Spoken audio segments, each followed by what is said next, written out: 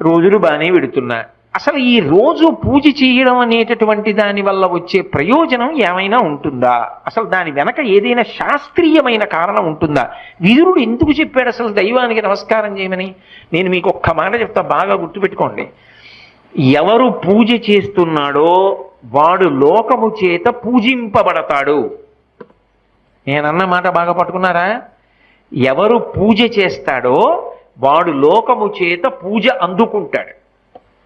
అదేమిటండి మీరన్న మాట మాకు బాగా అర్థం కాలేదు, మీరేదో అన్నారు బాగుండదని అన్నాం అంతే అంటారా?